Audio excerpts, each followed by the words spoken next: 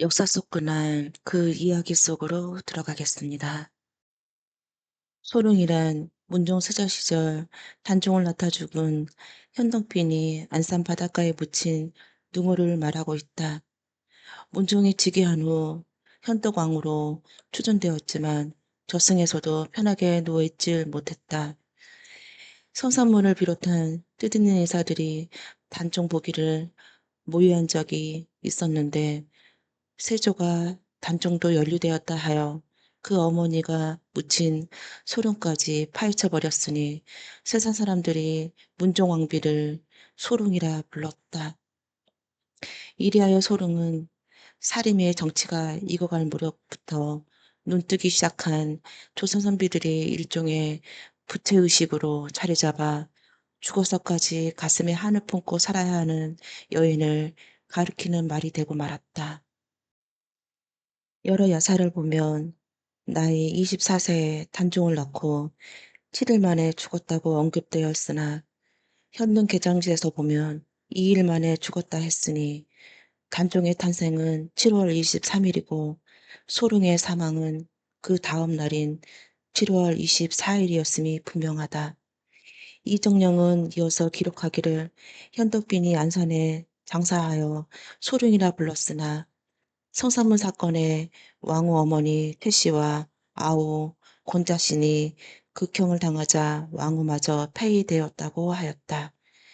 그 내병을 살펴보면 결코 간단한 소설로 넘어갈 일이 아니었다.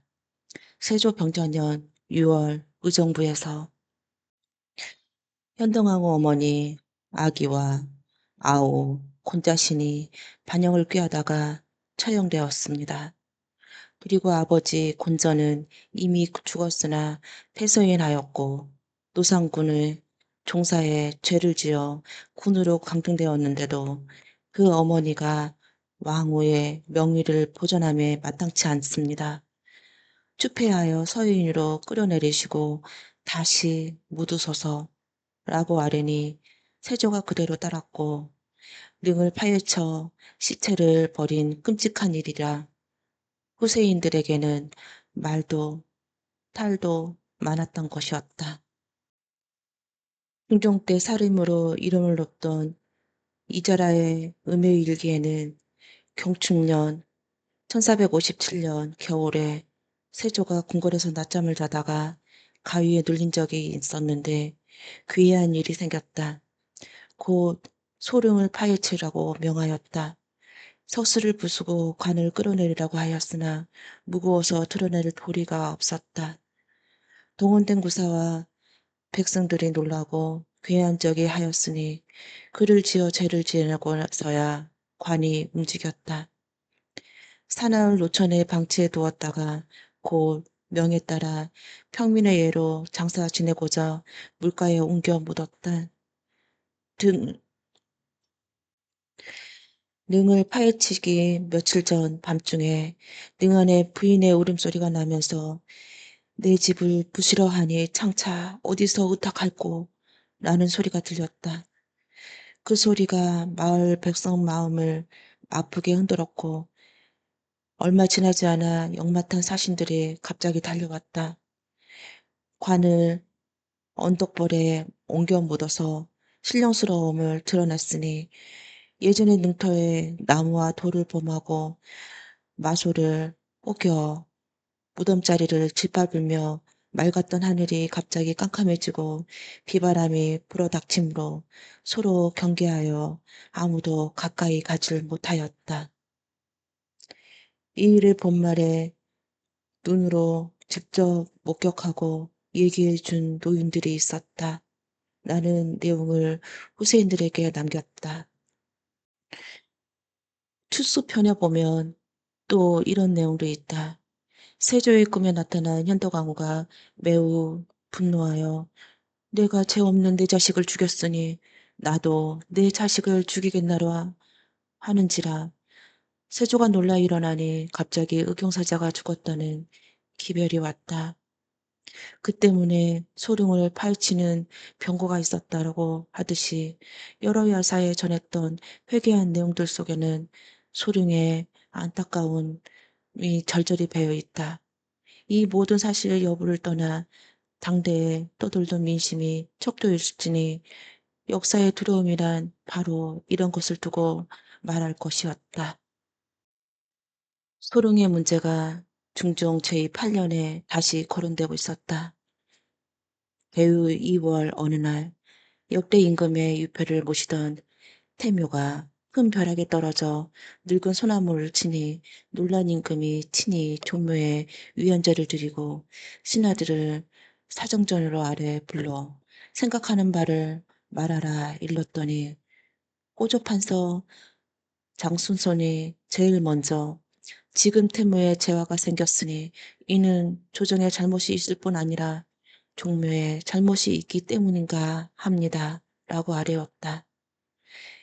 그 틈을 파고든 대관들 또한 오늘의 재앙을 전하께서도 보셨듯이 문종만의 짝이 없이 홀로 재앙을 받으니 어찌 마음에 슬픈 생각이 일어나지 않겠습니까?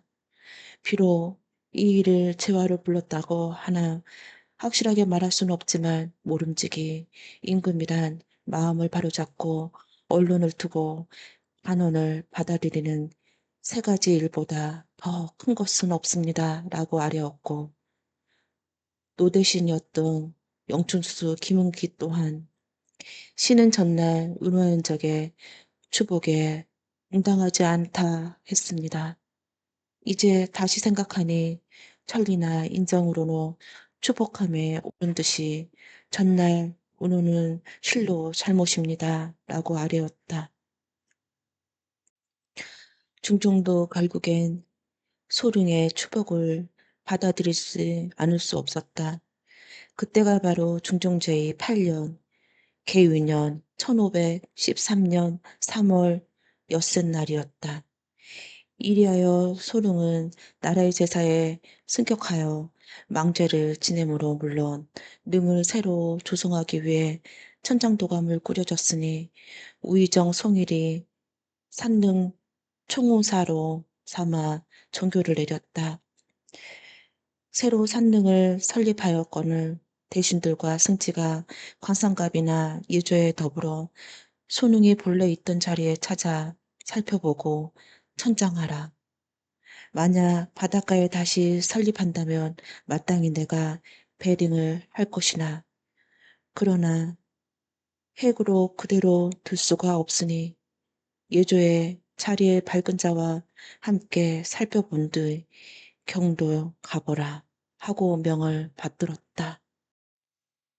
이후 4월 열일의 날 드디어 소룡의 이해무덤이 열렸으니 천장의 책임을 맡는 송일과 김인기가 당초 기간이 오래되지라 관각이 부패하여 남은 것이 있을까 염려하였으나 막상 열어서 살펴보니 안팎의 관관이 다 있고 염습은 완전히 오래되어 형체만 있으므로 관각과 의복을 새로 바꾸어 범사에 유감없이 하였으며 다시 염할 때는 궁인이나 내간이 나갔지만 막대한 일을 친히 감독하지 않을 수 없었습니다. 하고 아뢰었다. 처음에 등을 파헤쳐 해변에 옮겨 묻은 뒤로 돌보지 않는 지가 수십 년이 되다 보니 거민들이 가리키는 언덕 하나에 그곳이 전해질 뿐이어서 사람들의 의혹해하였다. 천장하려고 땅을 짚어 봤으나 관이 보이지 않고 어찌할 줄 모르던 군사들이 물가에 늘어서 일제히 진흙을 파헤쳐 산벌치 아니어도 찾아보지 않았는데 어느 감광리 꿈에 두 시녀를 거느린 왕후가 나타나 너희들이 고생이 하는구나 하였는지라 간육간이 놀라 땀을 흘리며 엎드려 절을 했다. 꿈에서 깨어난 그가 이상히 여겨 다음날 아침 두어자 더 깊이 파보니 손바닥 넓이만한 관이 7편이 산단에 찍혀 나오는지라 일이 순조롭게 맞출 수 있었다. 이리하여 개후 4월 20하루에 문종이 묻힌 현능 왼편에 장사 지냈으니 어느 날 구리시 동구롱 원내에 동원 이강릉 형이라고 자리 잡은 곳이었다.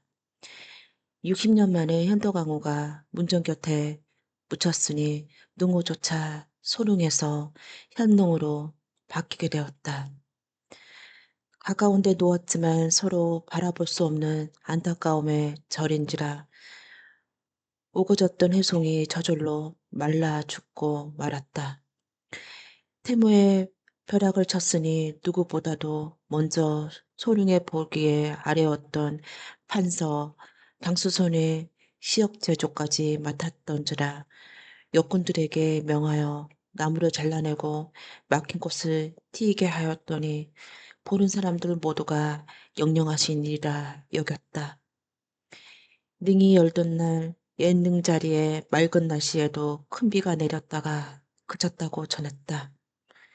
그러함에도 아들 노상군을 단종으로 투존하는 일은 숙종 임금이 등장할 때까지 기다려야만 했고 현동하고 부모 형제들 복원도 마찬가지였다.